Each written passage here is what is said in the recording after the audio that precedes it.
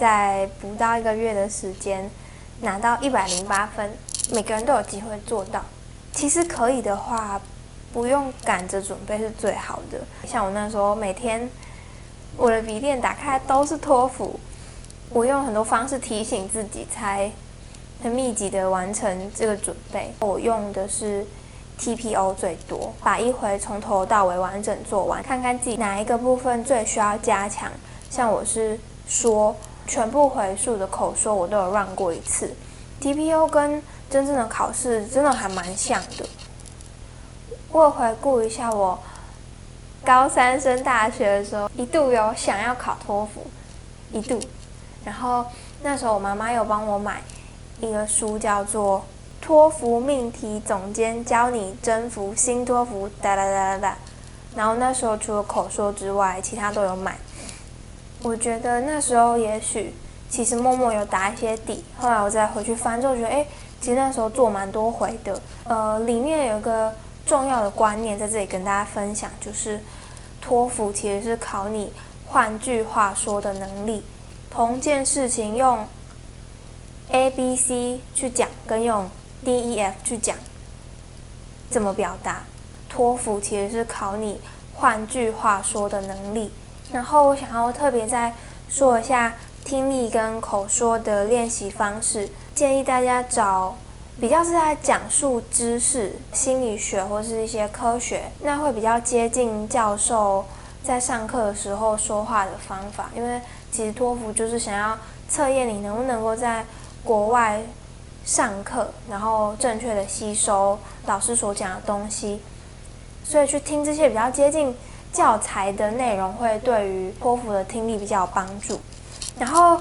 口说我是用那个 VoiceTube 网页上面的口说挑战，它每天会有一句新的。然后我那时候一开始其实是为了想要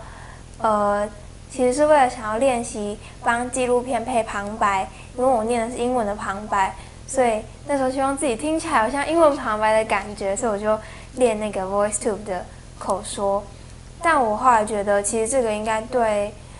托福的口说也会有点帮助，因为其实很多时候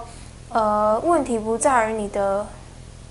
内容，反而是在你说话的语调，就叫做 intonation。 有时候反而是这件事情，当你听起来很平的时候，就算说的内容很有深度，可能乍听之下考官也会觉得好像没有很厉害。我觉得口说挑战是蛮可以训练 intonation， 因为旁白说话的声音通常都语调蛮丰富，而且蛮好听的，就可以把它学起来。然后也可以听听看纪录片的旁白，可以给大家参考一下。报名的时候应该只剩下20天了吧。在考前1个礼拜，我有想到要去注意托福到底怎么考的，所以那时候我刚好在网络上找到了卡纳英文，让我可以很快速的知道一些考试的方法，所以谢谢卡纳。我那时候就是因为看了卡纳的影片，所以我知道说新托福从6题变成4题，第1题跟第5题删掉了，这有帮助我在最后扫口说题目的时候省掉一些时间。可是我去考试的时候并没有遇到英国腔这件事情，就是在听力的时候我去考试的时候，我听到的英听题目都还是一般的美式英文，所以这部分是跟影片里面比较不一样，但我还是把网址放在下面。然后如果你想要报名托福考试的话，第一件事情是要注册那个 TOEFL IBT 的账号。在填注册资料的时候，里面所有东西都要用英文写，包括你的名字跟地址等等。名字必须是跟护照一样，因为你当天考试的时候验你的身份是用 passport， 不是用你的 ID 身份证，因为 ID 上面没有英文的名字的拼音，所以要用跟护照一模一样的拼音去注册那个账号。地址的话，可以上邮局的翻译网站去翻译地址。我强烈建议大家要提早报名。我因为太晚报名了，所以我在台北，可是我报了桃园的考场，然后前天晚上住在青旅，其实不太好，建议大家真的提早报名。就是像前面说的，其实不用赶是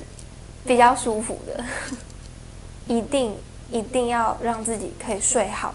我因为住在青旅，所以那天晚上其实睡得非常的不安稳，3点、4点、5点、6点我都有醒来过，但还好我在前天晚上跟当天都收到了朋友的祝福跟鼓励，然后我想要在这里说谢谢，就是因为你们，我才那天觉得我一定可以完成这件事情，然后很有意志力跟很有奋斗的心，所以那天就很顺利的把试考完了。谢谢。除了一定要记得带的护照之外啊，有个朋友跟我说可以带一些你喜欢的零食，像我就带了我很喜欢的能量果冻，可以让自己考试的心情好一点。我自己是觉得能量果冻也可以止饥，还蛮棒的。然后要提醒的是，中间休息的时候是不能准备考试的，你可以去厕所，你可以喝水，可是不能看荧幕或是纸本的东西。他们会在你离场的时候记下你离场的时间，然后10分钟快要到的时候会在考场门口叫号，所以上完厕所休息完之后啊，记得不要离考场太远，这样他叫你的时候你才可以赶着回去再考另外2个部分的测验。会录这是因为在托福读书会的贴文底下有一个人留言了，说想要了解更多，所以就分享一下这很密集准备的过程的心得给大家，就跟大家说说，然后希望大家如果要考试的话，都可以很顺利的达到自己想要的分数。